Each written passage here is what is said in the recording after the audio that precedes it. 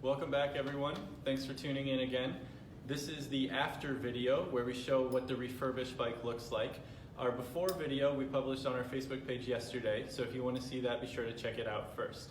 Now what I'm going to do is go through and explain the work that's been done to get this bike ready to go. So the first thing you may notice is that this bike has been cleaned up. A lot of times when people donate their bikes to us, they're just bringing them right out of the garage and they might have a little bit of dust on them. So we'll just take the bike apart, clean it up. Maybe there'll still be some nicks and scratches in the paint, but for the most part, the bike looks a lot better than it did originally.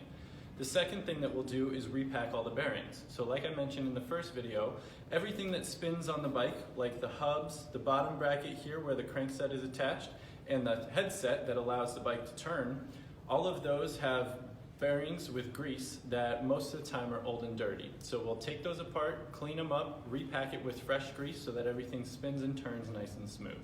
Then in the previous video I also mentioned that the cables had some rust and corrosion on them, so we went ahead and replaced all of the cables and housing with this cool red housing to jazz things up a little bit.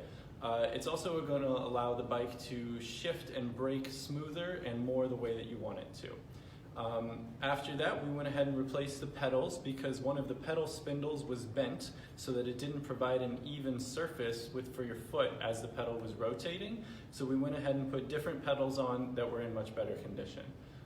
The next thing we did is we put a nice new seat on here and brand new grips, so the contact points of the bike are going to be much more comfortable and not ripped up the way that they were when we started the work on the bike. Lastly, we put on new tires.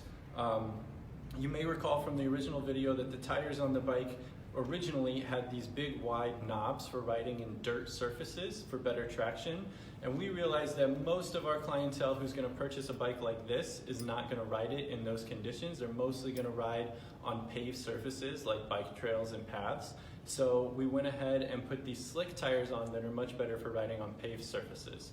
And then finally we added a little bottle cage here so you can stay hydrated on your ride. So thanks for watching. That's what we do when we refurbish a bike here at the Des Moines Bike Collective. Stay tuned next week where we'll go more in depth about how to repack bearings and replace cables and show you a more in-depth view about what those processes look like.